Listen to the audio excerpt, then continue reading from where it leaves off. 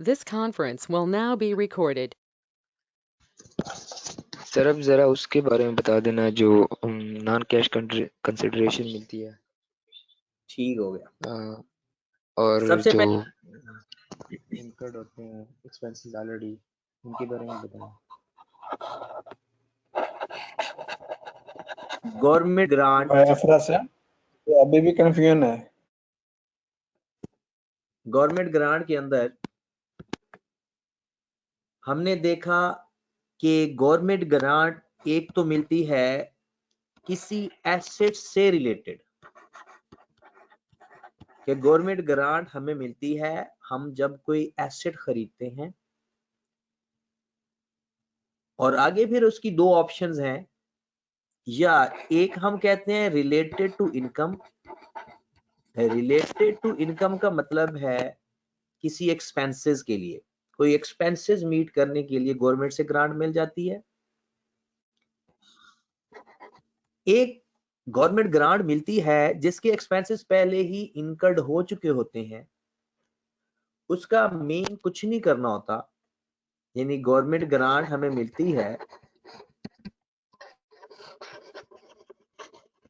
Related to expenses already incurred।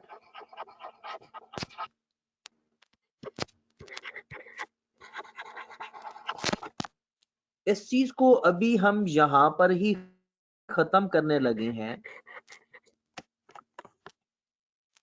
अगर आपको government grant मिले उस एक्सपेंसेस से रिलेटेड जो पहले इनकर्ड हो चुके हैं, तो जिस दिन गवर्नमेंट ग्रांट मिलेगी उसी दिन कैश डेबिट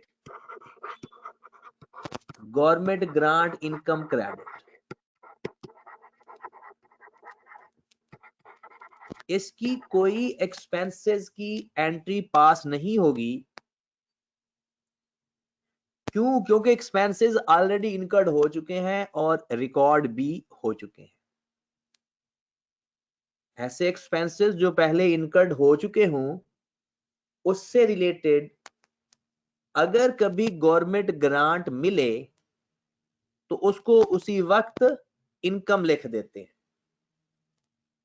और एंट्री क्या पास होगी? Cash debit government grant income credit. या अगर वो हमसे कमेंट्स पूछता है, रिमार्क्स पूछे, तो हमने यही लिख देना है कि if government grant related to expenses already incurred received, it will be credited to income as received। बस ये लाइन लिख देंगे।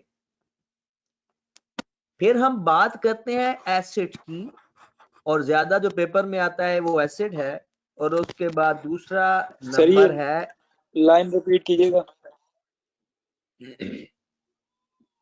ये लाइन मैंने बोली है कि government grant related to expenses already incurred charge to profit and loss account या recognise as income as received. Okay होगी बात? चलें जी, रिलेटेड टू एसेट अगर बात की जाए, हम इसको एक नजर ओवरव्यू करते हैं। क्वेश्चन तो मैं आज डिस्कस करूंगा असाइनमेंट वाले, लेकिन मेन यहां पर डिस्कशन ये है कि अगर एसेट से रिलेटेड गवर्नमेंट ग्रांट मिले तो उसके लिए दो ऑप्शंस होती हैं। एक ऑप्शन के तहत गवर्नमेंट ग्रांट डायरेक्टली डिडक्ट कर ली जाती है, गवर्नमेंट ग्रांट डायरेक्टली डिडक्ट कर दी जाती है फ्रॉम कॉस्ट ऑफ एसेट। और दूसरी ऑप्शन के तहत सेपरेटली रिकॉग्नाइज की जाती है गवर्नमेंट ग्रांट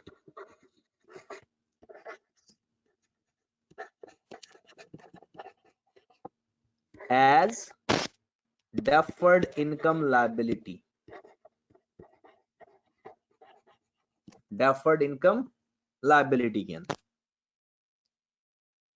हम इसकी जर्नल एंट्री सीखते हैं।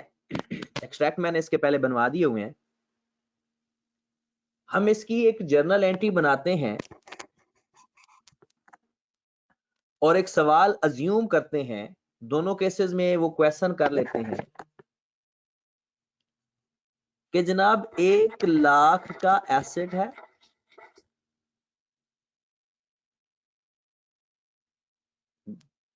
एक लाख एसेट जो कॉस्ट है, गवर्नमेंट ग्रांट आपको मिली है इसके बदले 40,000 और उस एसेट की जो लाइफ है वो है 5 साल। ऐसे क्वेश्चन उसने किया कि एक एसेट जिसकी कॉस्ट 1 लाख है, हमें 40,000 गवर्नमेंट से ग्रांट मिल गई और 5 साल उस एसेट की लाइफ है, या रेट ऑफ डेप्रिसिएशन दिया जा सकता है। अगर आप लोग ऑप्शन अवेल करते हो डायरेक्टली डिडक्शन वाली, तो आप लोग पहली एंट्री पास करोगे, वो एसेट डेबिट कैश क्रेडिट 60,000 से,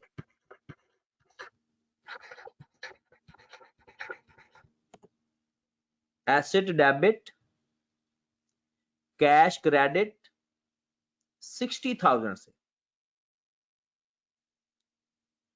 at the date of asset purchase. फिर उसके बाद साल के एंड पे, ईयर 1 की बात कर लेते हैं, ईयर 1 के ही एंड पे डेप्रिसिएशन की एंट्री पास करेंगे। डेप्रिसिएशन टू अक्यूमुलेटेड डेप्रिसिएशन या asset, depreciation to accumulated depreciation या एसेट 5 पे डिवाइड कर देंगे तो 12,000 आ जाएगा।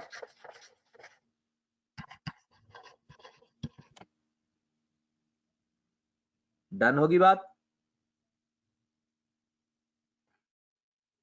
फिर उसके बाद ईयर 2 में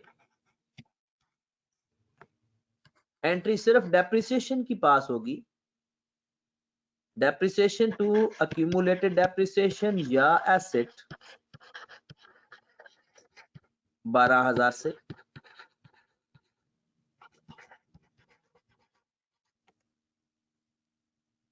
ईयर 3 में भी same entry, depreciation to accumulated depreciation या एसेट 12,000 से।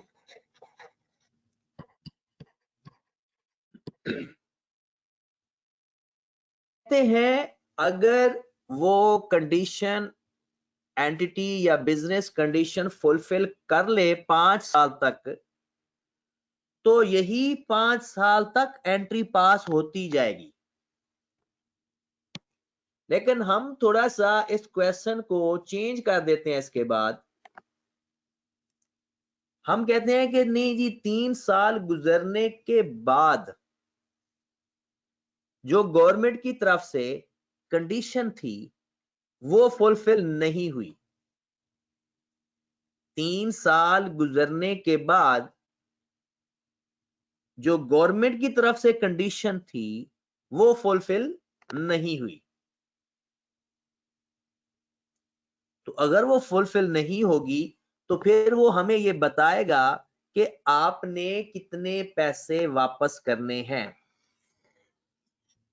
जिस डेट को रीपेमेंट होगी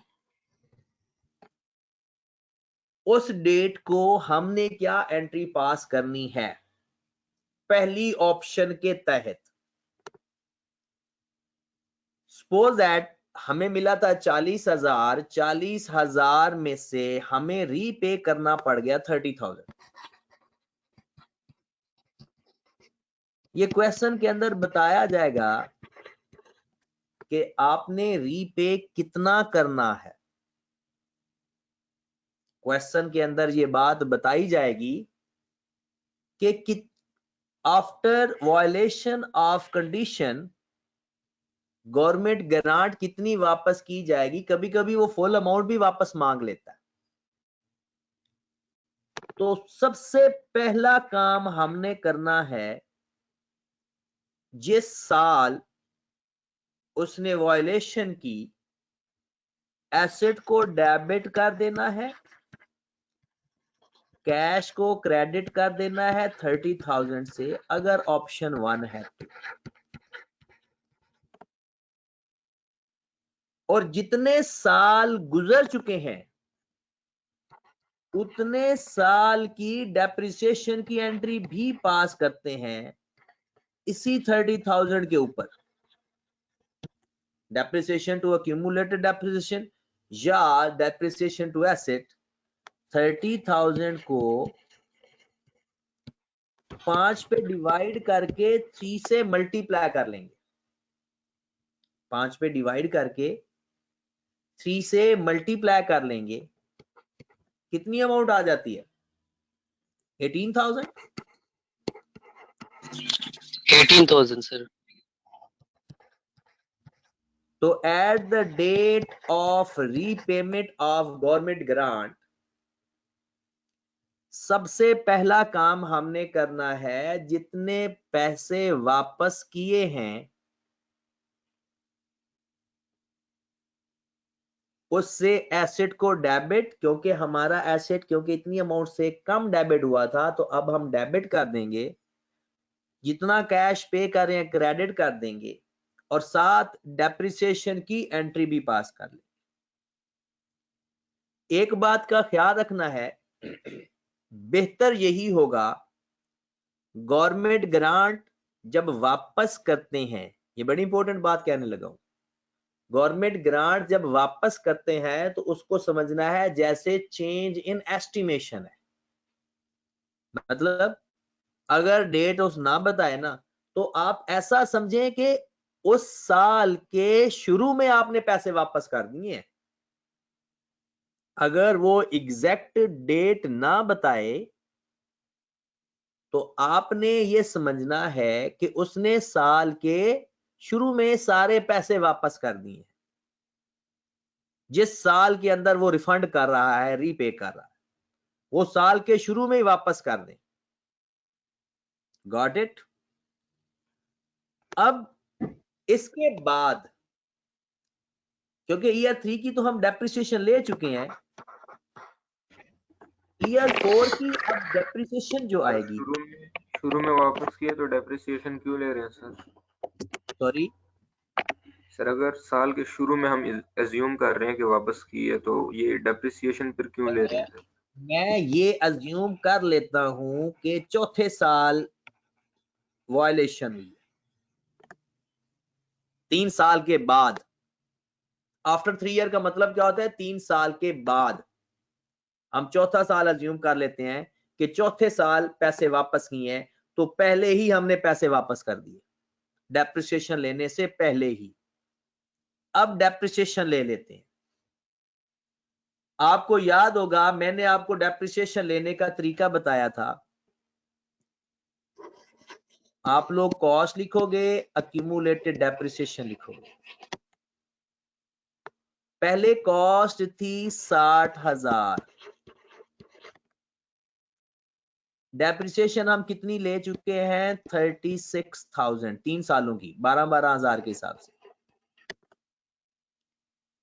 जैसे ही रीपेमेंट की 30,000 मजीद कॉस्ट के अंदर ऐड कर दिया और 18,000 डेप्रिसिएशन के अंदर भी ऐड कर दिया।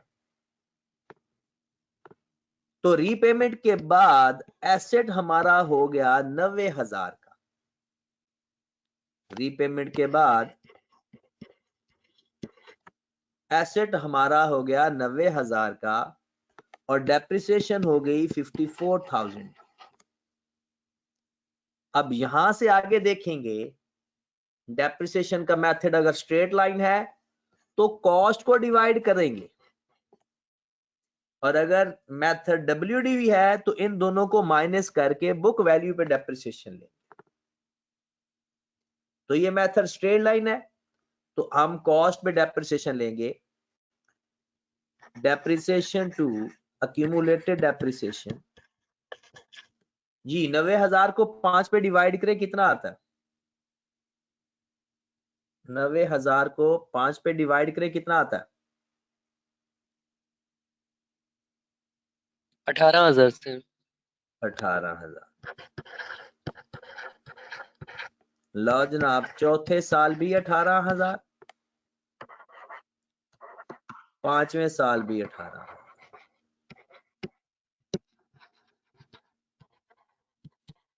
चौथे साल भी 18,000 और पांचवें साल भी 18,000।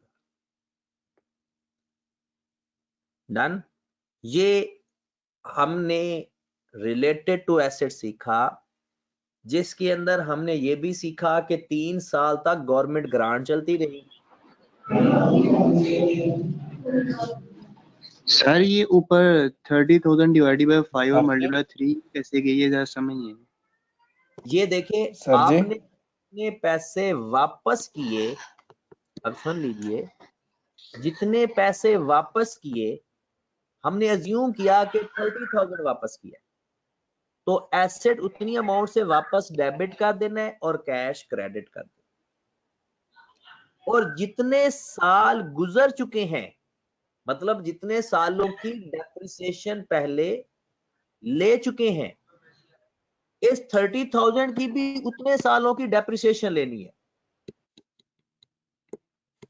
इस 30,000 की भी उतने सालों की डेप्रिसिएशन लेकर फौरन चार्ज करनी है। तो आप देखेंगे 3 साल पहले गुजर चुके हैं, तो हमने, क्योंकि उसकी टोटल लाइफ थी 5 साल, हमने 5 पे डिवाइड किया, 3 साल गुजर चुके हैं तो 3 से मल्टीप्लाई कर दिया। उम्मीद करता हूं कि आपको ये बात समझ आई होगी। जी हम रिमेनिंग लाइफ पे डिवाइड नहीं करेंगे इनको जब डेप्रिसिएशन लेंगे? कौन किस चीज को, रिफंड को या दूसरी चीज को उसके बाद जो लिया है? सर जो डेप्रिसिएशन होती है हम रिमेनिंग लाइफ पे नहीं लेंगे, क्योंकि 4 साल तो गुजर गए हैं ना। ठीक है, 3 साल गुजर चुके हैं। इधर आप जरा गौर फरमाएं, चेंज इन एस्टिमेशन में होता है कि आप लोग बुक वैल्यू फाइंड करते हो, तो 90,000 में से 54,000 माइनस करो जरा। 90,000 में से 54,000 माइनस करो जरा, कितनी अमाउंट आ रही है? सर मैं ये कह रही हूँ कि डेप्रिसिएशन बाकी रिमेनिंग ईयर्स पे नहीं लेंगे, मतलब हम 5 पे डिवाइड करी जा रहे हैं ना। अब बात सुनेंगे ना, चेंज इन एस्टिमेशन के अंदर मैंने डायरेक्ट कर दिया, चेंज इन एस्टिमेशन के अंदर सबसे पहले बुक वैल्यू फाइंड होती है। ये बात का पता है आपको? जी सर। तो आप इसकी जी सर बुक पता है। वैल्यू फाइंड की तो 36,000 आ रही है, कॉस्ट माइनस अक्यूमुलेटेड डेप्रिसिएशन, और इसकी रिमेनिंग लाइफ 2 साल रह गई है। रिमेनिंग लाइफ 2 साल रह गई है, तो आप देखें डेप्रिसिएशन 18,000 ही आएगी, और जो हमने 18,000 ही लिखी है। अगर कोई और चीज चेंज ना हो तो आप ओरिजिनल कॉस्ट को ले लें। ये कॉस्ट 90,000 कैसे होगी? ऊपर तो 100,000 थी। 1 लाख कॉस्ट थी। अब सुनिए, 1 लाख कॉस्ट थी, 40,000 गवर्नमेंट से ग्रांट मिल गई, तो हमने एसेट को किस वैल्यू से डेबिट किया था? 60,000 से। बात समझ लगी? फिर 60,000 चलता गया 3 साल तक, तीसरे साल उसने वायलेशन की, तो 40,000 जो गवर्नमेंट ग्रांट मिली थी उसमें से 30,000 हमें वापस करना पड़ गया। तो जितने पैसे वापस करेंगे एसेट की वैल्यू में ऐड कर देंगे। जितने पैसे रिफंड करते हैं गवर्नमेंट में, उसी वक्त एसेट उतनी अमाउंट से डेबिट हो जाता है और कैश क्रेडिट हो जाता है। ओके सर, ओके, समझ लग गई। ओके होगी बात? लो जनाब, ये 5 साल की वर्किंग में अगर किसी को कोई इशू है तो सर जी। सर सुबह क्लास है? नहीं, कोई भी नहीं है, ना ऑनलाइन ना फिजिकल। नहीं, कल कोई क्लास नहीं है, ना ऑनलाइन है ना फिजिकल है, कल कोई क्लास नहीं है। चलो ठीक है। सर टेक्स्ट की तो है कल। जी टैक्स की क्लास है, लेकिन R1 की कोई क्लास नहीं है कल। चलें जनाब आगे चलते हैं। अस्सलाम वालेकुम बिस्मिल्लाह। सर। मेरे क्वेश्चन है। अस्सलाम वालेकुम जी जी सर। जी जी वालेकुम सर सलाम। ये जो 10,000 रह गया है जो रीपे नहीं किया, इसका इफेक्ट कहाँ पे आएगा? वो नेट हो चुका है। अगर वो 10,000 होता तो डेप्रिसिएशन 20,000 आती, वो नेट हो चुका है। तो सर ये जो इसका इफेक्ट कोई इस पे हमारी फाइनेंशियल स्टेटमेंट पे तो नहीं आएगा कुछ? फाइनेंशियल स्टेटमेंट में कोई इफेक्ट नहीं आएगा। Okay sir, thank you. चलें जी आगे चलें फिर।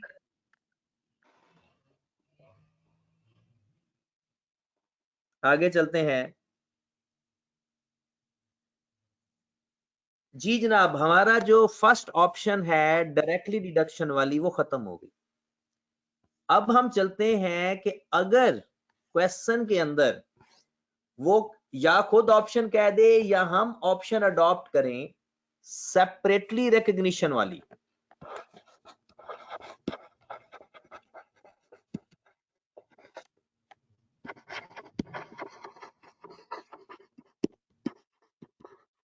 कि आपने गवर्नमेंट ग्रांट जो मिली है आपने उसको सेपरेटली रिकग्नाइज करना है। तो यही सवाल अज्यूम करके चलते हैं।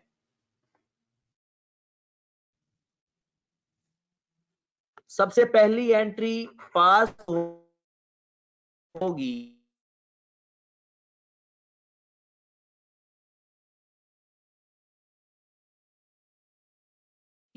Debit, cash credit, asset debit 1 lakh से।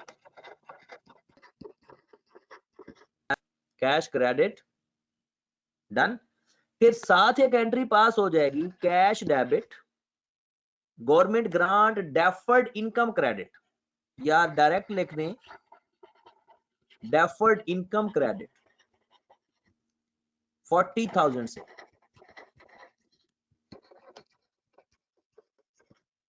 ये पहली एंट्री पास हो जाएगी। इसमें हम डायरेक्टली डिडक्ट नहीं कर रहे, एसेट को अलग रिकॉग्नाइज कर रहे हैं, और जो हमें डेफर्ड इनकम मतलब गवर्नमेंट ग्रांट मिली है उसको अलग रिकॉग्नाइज कर। पहले साल के एंड पे एसेट की ले लेंगे depreciation. Depreciation debit, accumulated depreciation या एसेट क्रेडिट। 5 पे डिवाइड किया 20,000। 5 साल लाइफ हमने कहा है ना। और बिल्कुल साथ हम एक और एंट्री पास कर लेंगे deferred income liability debit, government grant income credit या प्रॉफिट एंड लॉस अकाउंट। उसको भी 5 पे डिवाइड कर देंगे 8,000। अगर इस क्वेश्चन के अंदर इनकम और एक्सपेंस को आप नेट करो तो वही 12,000 का डिफरेंस आएगा जो हम पिछली ऑप्शन में लिखते थे। पहला साल हमारा कंप्लीट हो गया। अब चलते हैं हम दूसरे साल पे। डेप्रिसिएशन की एंट्री पास होगी। डेप्रिसिएशन टू अक्यूमुलेटेड डेप्रिसिएशन या एसेट 20,000 से। एसेट को सेपरेट रखा। और deferred income liability debit, government grant income credit 8,000 से।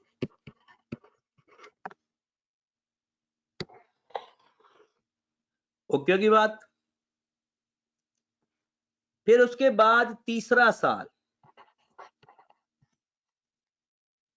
Same entry depreciation to accumulated depreciation या एसेट 20,000 से,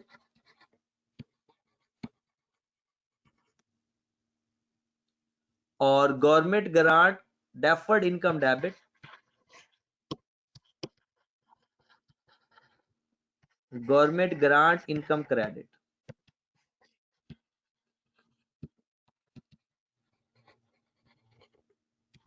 8,000 से। लो जनाब, चौथे साल पे हमने ये अज्यूम किया है, चौथे साल के एंड पे या चौथे साल के अंदर हमने ये अज्यूम किया है कि वो कंडीशन फुलफिल नहीं हुई, हमने पैसे वापस करने। तो एक बात याद रखें, इसमें एसेट की सेहत पे कोई असर नहीं पड़ता, क्योंकि एसेट तो पहले ही सेपरेटली रिकॉग्नाइज हुआ है। इसमें सिर्फ और सिर्फ गवर्नमेंट ग्रांट इफेक्ट होती है।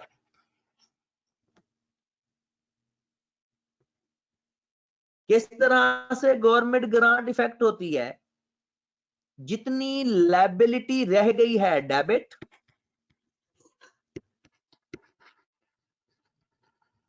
जितना कैश पे किया क्रेडिट। कैश हमने पे किया 30,000 रिफंड जो किया, और लायबिलिटी कितनी रह गई थी?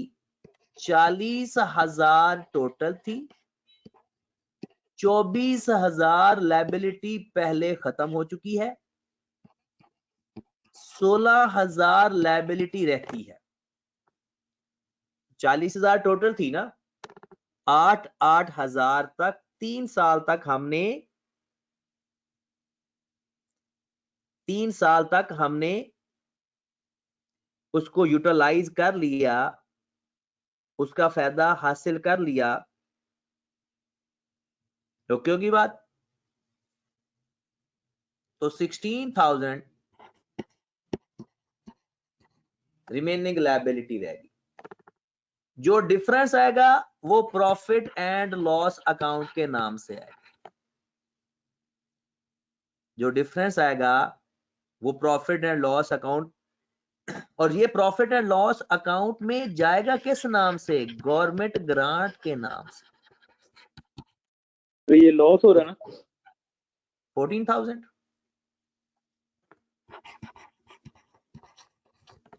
लो जनाब, ये हो गई, हमने गवर्नमेंट ग्रांट वापस कर दी।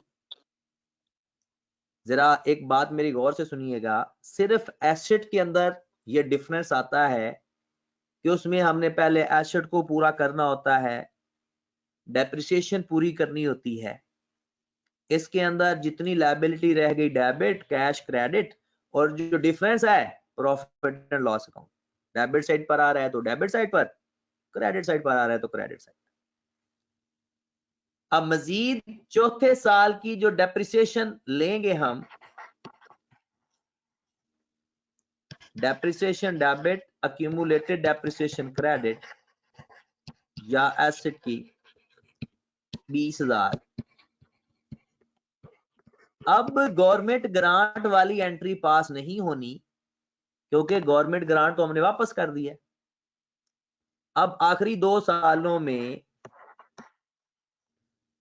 सिंपल एसेट की एंट्री पास होगी, डेप्रिसिएशन। लो मेरे भाई,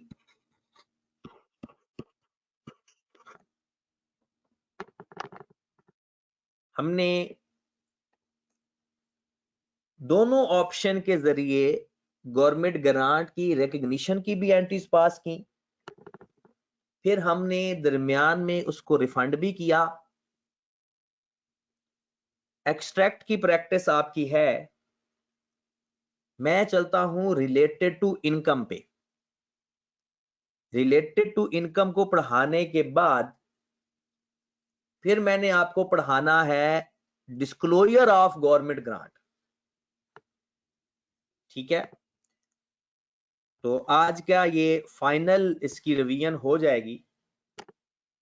सर जी, वो नॉन कैश कंसिडरेशन में जो मिलता है हमें गवर्नमेंट ग्रांट, उसके बारे में थोड़ा सा बताना। एक जुमला ही कि था, आपने बताया था कल। मैंने सवाल शुरू करने से पहले मैं नॉन कैश कंसिडरेशन बता देता हूँ।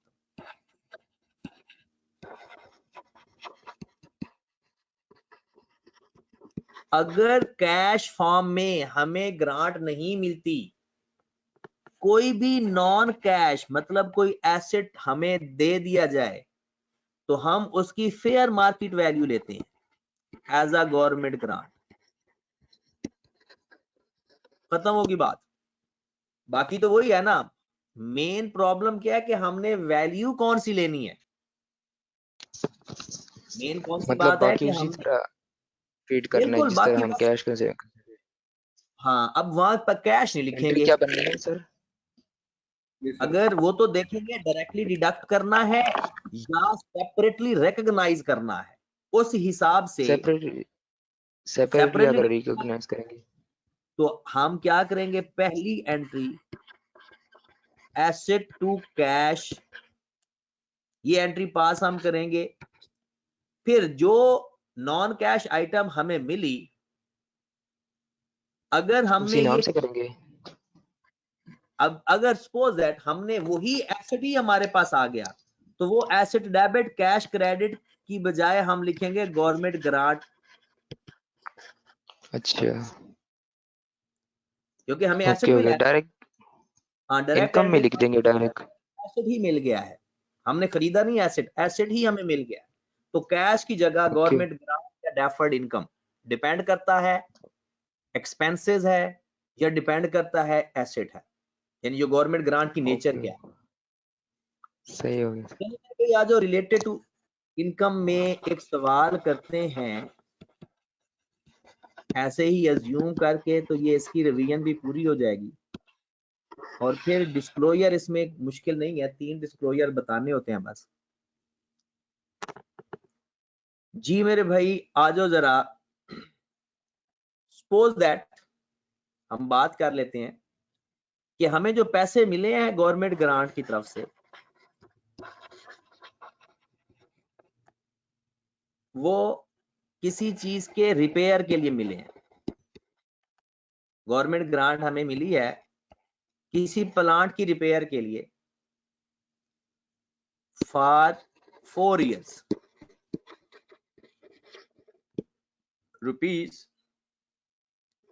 ₹800,000।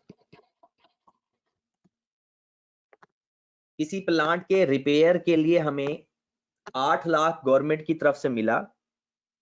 कोई प्लांट पावर प्लांट है, तो गवर्नमेंट ने हमें 8 लाख दिया कि जी इसकी मेंटेनेंस आपने करनी है। अब हमने देखा कि हमारे जो रिपेयर एक्सपेंस इनकर्ड हो रही हैं,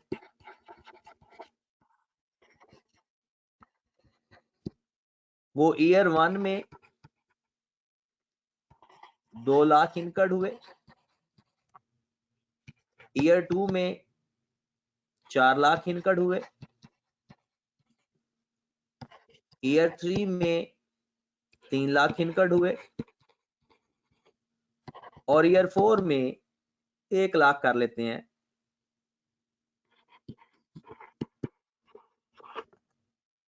ये हमारे एक्सपेंसेस डिफरेंट सालों में डिफरेंट इनकर्ड हुए, और इसके बदले हमें 8 लाख रुपया मिला। जब भी रिलेटेड टू इनकम की बात आएगी, इस गवर्नमेंट ग्रांट को एलोकेट करने के 2 तरीके दिमाग में आएंगे। एक स्ट्रेट लाइन,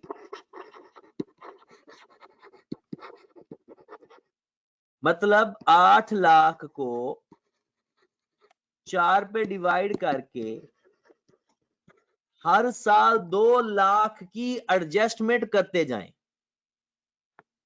इसे कहते हैं कि गवर्नमेंट ग्रांट को स्ट्रेट लाइन मेथड के जरिए एलोकेट करना। दूसरा तरीका होता है ओवर द एक्सपेंडिचर, कि जितने एक्सपेंडिचर्स आए हैं वैसे उतने ही प्रोपोर्शन से एक्सपेंसेस या इनकम लिखनी है। अब 2 तरीके फिर किस तरह से बन गए, अगर वो हमें खुद कहेगा स्ट्रेट लाइन से करो तो तब स्ट्रेट लाइन से करेंगे, अगर वो साइलेंट है तो फिर हम ओवर द एक्सपेंडिचर पर यानी एलोकेट करेंगे। उसका तरीकाकार सुन लीजिए, आपने एक्सपेंसेस का टोटल कर लेना है। सर जी ये ज्यादा बेटर तरीका जो है वो स्ट्रेट लाइन मेथड का नहीं होगा? नहीं, वो आसानी के लिए तो वही होगा, आसानी के लिए अगर हम देखें तो वही होगा। और हमने प्रेफर किसको करना है, वो अगर वो स्ट्रेट लाइन कहेगा तो करना है, वरना हम अदर एक्सपेंडिचर के ऊपर प्रोपोर्शनेट कर देना। अब क्या करेंगे, हमारे पास गवर्नमेंट ग्रांट थी 8 लाख, कितने एक्सपेंसेस के बदले, 1 मिलियन के बदले, मल्टीप्लाइड बाय 200,000 कर देंगे। फिर इसी तरह 8 lakh divided by 1 million multiplied by 400,000। फिर इसी तरह 8 lakh divided by 100,000 1 million multiplied by 300,000। फिर यही फैक्टर मल्टीप्लाइड बाय 100,000। लो मेरे भाई बताएं पहले साल कितना आ गया, 1,60,000। 3,000। दूसरे साल 3,20,000। फिर 2,40,000 और एंड पे कितना आ गया, 80,000। लो जनाब, ये आपका 8 लाख पूरा हो गया। ये चीज आपने खुद फाइंड करके आगे फर्दर डिपेंड करता है कि हमने अगर पूरे साल आप कोई वायलेशन नहीं करते फिर तो सिंपल ये एंट्री पास हो जाएंगी, और अगर आपने वायलेशन की तो दोनों केसेस में सेम एंट्री पास होती है। तो ये सवाल हम बगैर वायलेशन के कर लेते हैं, क्योंकि रिफंड वाले एंट्री हम कल पढ़ चुके हैं, वो लेक्चर नंबर 4 में आपने पढ़ी है। यहां पर आप देख लें कि अगर ऑप्शन लेते हैं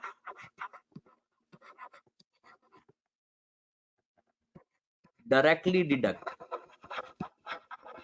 क्या हम ऑप्शन 1 सेपरेटली रिकॉग्नाइज पर भी इस्तेमाल कर सकते हैं? तो कर सकते हैं, कि ये नहीं कि हमेशा ऑप्शन 1 डायरेक्टली डिडक्ट ही रखनी है, ये आपकी अपनी मर्जी है।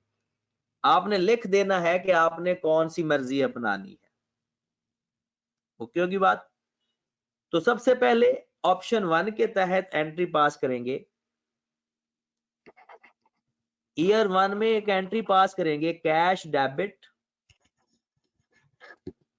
डेफर्ड इनकम क्रेडिट 8 लाख से।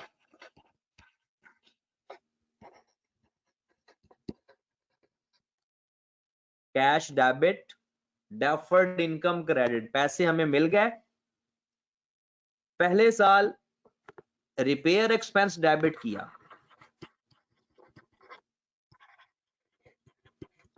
डायरेक्टली डिडक्ट करना है। 2 लाख रिपेयर एक्सपेंसेस आया था हमें, 1,60,000 गवर्नमेंट से डिडक्ट हो गया, तो बाकी बच गया 40,000।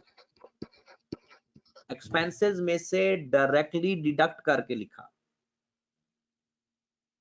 फिर रिपेयर एक्सपेंस के बाद वो जितनी अमाउंट डिडक्ट कर दी है उतनी लायबिलिटी भी खत्म कर दो। जितनी अमाउंट डिडक्ट की है उतनी लायबिलिटी भी खत्म कर देंगे और कैश क्रेडिट कर देंगे 2 लाख से। Excuse me sir. जी सर अगर एसएलएम से हम करते तो ये वाली एंट्री कैसे पास होती? ये 2 लाख में से 2 लाख माइनस हो जाता। सॉरी क्या कह रहे हो, क्या करते हम? सर अगर एसएलएम पे करते हम सर? स्ट्रेट लाइन मेथड में अगर करते तो हमने क्या करना था कि 2 लाख में से 2 लाख जीरो एक्सपेंसेस में जाएगा, 2 लाख डेफर्ड लायबिलिटी खत्म हो जाएगी और कैश क्रेडिट हो जाएगा 2 लाख से। तो रिपेयर एक्सपेंस हम जीरो लिखेंगे? जीरो लिखेंगे, फिर जीरो लिखेंगे। ईयर 2 पे आ जाओ। Repair expense debit 2 lakh, sorry दूसरे साल कितने एक्सपेंस आए थे? 4 लाख।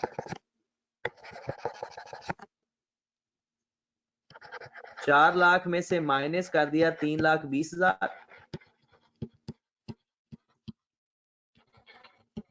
80,000। डेफर्ड इनकम डेबिट की 3,20,000 और कैश क्रेडिट कर दिया 4 लाख से। ओके होगी बात?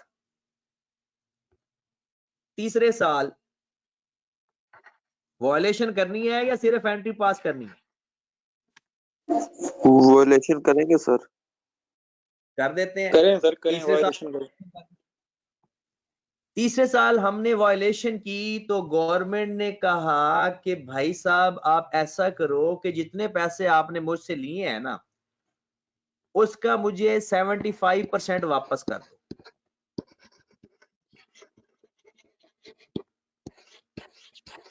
कहते जितने पैसे आपने मुझसे लिए हैं ना, अगर आपने वॉयलेशन की, पहले साल की तो इतने परसेंट वापस कर देना, दूसरे साल की तो इतने परसेंट, और तीसरे साल की परसेंटेज 75% है।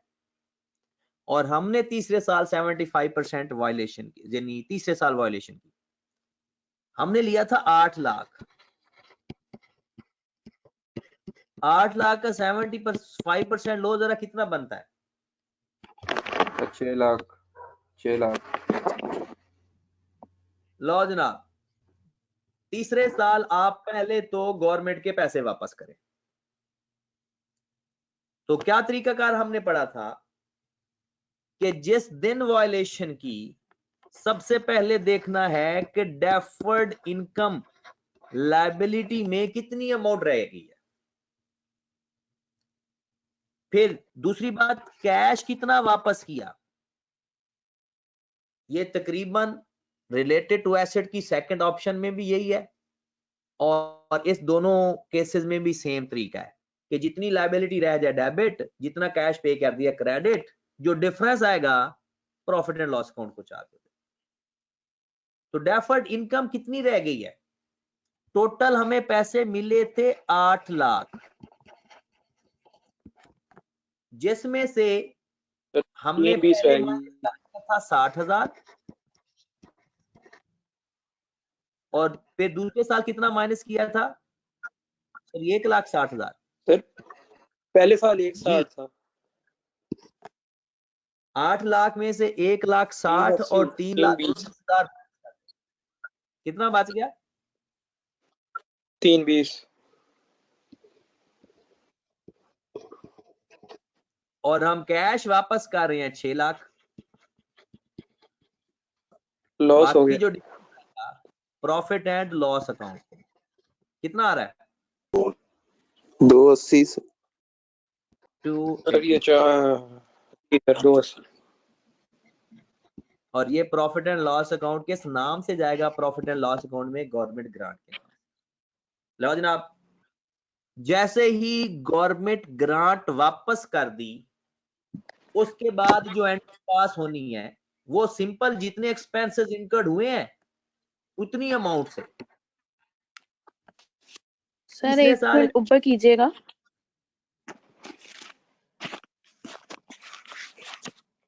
हाँ, तीसरे साल हमने एक्सपेंसेस जो इनकर्ड हुए हैं वो कितने थे? 3 लाख। तो हम सिंपल 3 लाख की एंट्री पास करेंगे। Repair expense debit, cash credit 3 lakh से।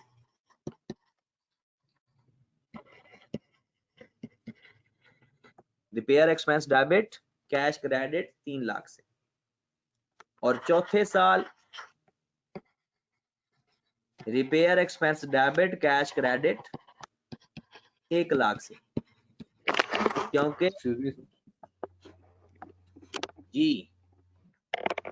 सर ये लास्ट वाली एंट्री जो है सर, अगर इसको एसएलएम पे करते तो फिर क्या करते?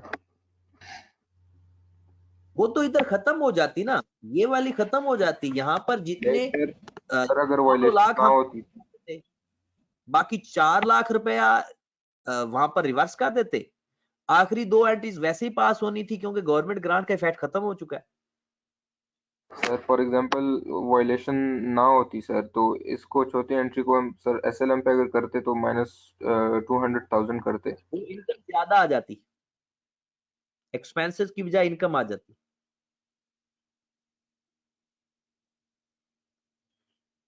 चलें प्रॉफिट एंड लॉस अकाउंट को क्रेडिट करते। हाँ जी, प्रॉफिट एंड लॉस को फिर क्रेडिट हो जाना था। अब आ जाओ जरा, इसी सवाल को हम सेपरेटली रिकॉग्निशन के तरीके में देखते हैं। सेपरेटली रिकॉग्नाइज करेंगे तो सबसे पहली एंट्री तो वही पास होगी।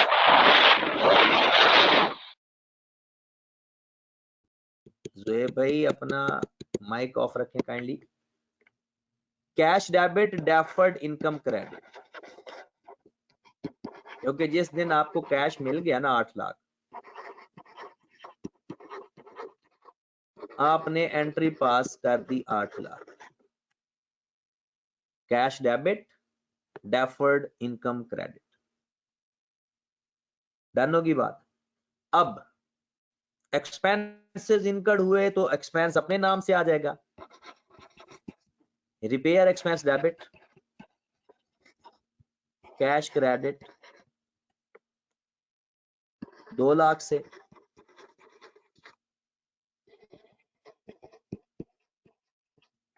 और साथ हमने एक एंट्री पास करनी है deferred income debit government grant income credit 1,60,000 से।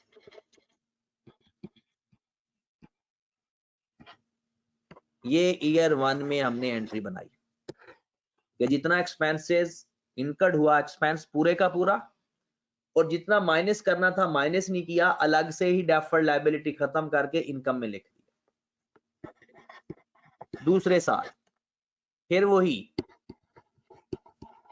रिपेयर एक्सपेंस डेबिट 4 लाख से, कैश क्रेडिट 4 लाख से। सर स्क्रीन को मिनिमाइज कीजिएगा, स्क्रीनशॉट लेनी है। ये सवाल पूरा करके मैं करता हूं minimise. Deferred income to government grant income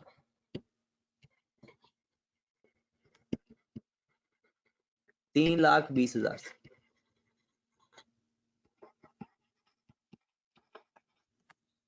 done होगी बात। अब सर जी सर ये ऑप्शन 2 में ये एंट्री नहीं होगी, cash to government grant? Cash तो हर दफा कैश थोड़ा मिलेगा हमें, कैश तो एक दफा ही हमें मिल गया गवर्नमेंट की तरफ से। वो देखे ना, पहली एंट्री हमने पूरी 8 लाख से कैश डेबिट नहीं किया, साथ साथ गवर्नमेंट अगर हमें पैसे देगी, ओके सर, चाहे ऑप्शन जो मर्जी हो। ठीक है सर। सो चलें, तीसरे साल किसी वजह से वायलेशन हुई और हमने पैसे वापस कर दिए, और पैसे कितने वापस किए? 75%। तो जितनी लायबिलिटी पड़ी है रिमेनिंग, सारी की सारी डेबिट। 8 लाख में से 1,60,000 और 3,20,000 माइनस कर दिया, बाकी बच गया 3,20,000। कैश माइनस वापस किया 6 लाख, जो डिफरेंस डेबिट साइड पर भी आ सकता है, क्रेडिट साइड पर भी आ सकता है। तो कितना आ गया? 280। ये गवर्नमेंट ग्रांट के नाम से जाएगा प्रॉफिट एंड लॉस अकाउंट। और अब ईयर 3 में तो एक्सपेंसेस की तो एंट्री वैसे ही पास होती जाएगी, जो एक्स्ट्रा एंट्री थी गवर्नमेंट ग्रांट वाली वो अब एंट्री पास नहीं होगी, तो हम सिंपल एंट्री पास कर देंगे। Repair expense debit, cash credit, कितनी अमाउंट से? 3 लाख से हुआ तीसरे साल,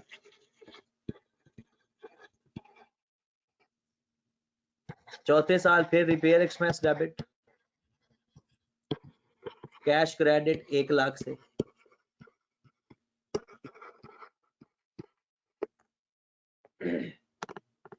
लो मेरे भाई ये हमारा रिलेटेड टू इनकम भी क्वेश्चन हो गया।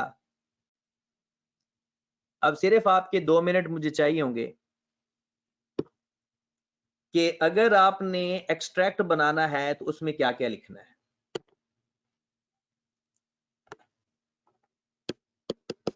अगर आपने एक्सट्रैक्ट बनाना है तो क्या क्या लिखना है।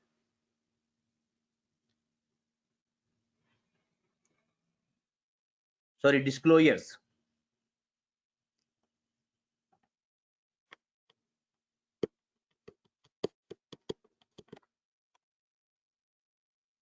इसके डिस्क्लोजर बहुत ही आसान है कि आपने 3 बातें बतानी होती हैं इसके डिस्क्लोजर में।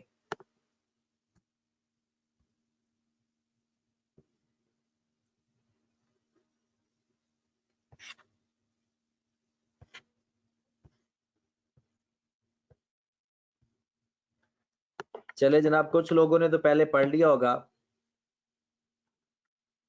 और जिसने नहीं पढ़ा वो आप देख लें, ये 5वें लेक्चर में था। वो कहते हैं कि IAS 20 रिक्वायर करता है कि आपने कौन कौन सी चीज डिस्क्लोज करनी है। 3 बातें। पहली, अकाउंटिंग पॉलिसी अडॉप्ट कौन सी की है। मतलब क्या है इसका कि आपने ये लिखना है कि आपने डायरेक्टली डिडक्ट करना है या सेपरेटली रिकॉग्नाइज करना है। कहते हैं सवाल जब करोगे, जब आपके पास यानी वो डिस्क्लोजर लिखने के लिए आपसे कहे, तो आपने क्या लिखना है कि अकाउंटिंग पॉलिसी आपने कौन सी अडॉप्ट किया गवर्नमेंट ग्रांट में और किस ऑप्शन के तहत काम कर रहे हो। फिर दूसरा आपने बताना है नेचर और एक्सटेंट, मतलब रिलेटेड टू इनकम है या रिलेटेड टू एसेट है और कितने टाइम के लिए है। यानी पहले डिस्क्लोजर में आपने बताना है, यानी अगर आपने जो पहली चीज डिस्क्लोज करनी है, पहली चीज मेथड ऑफ प्रेजेंटेशन।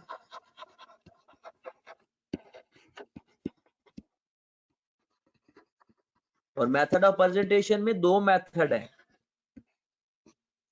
कि आपने डायरेक्टली डिडक्ट किया है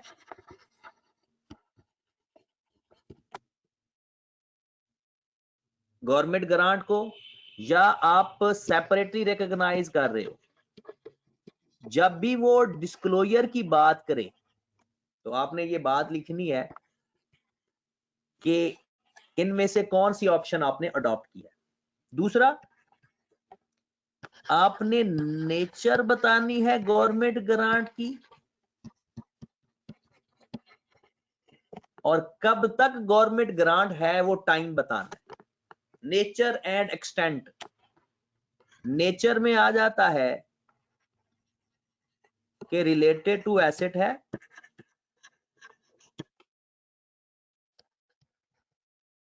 या रिलेटेड टू इनकम है।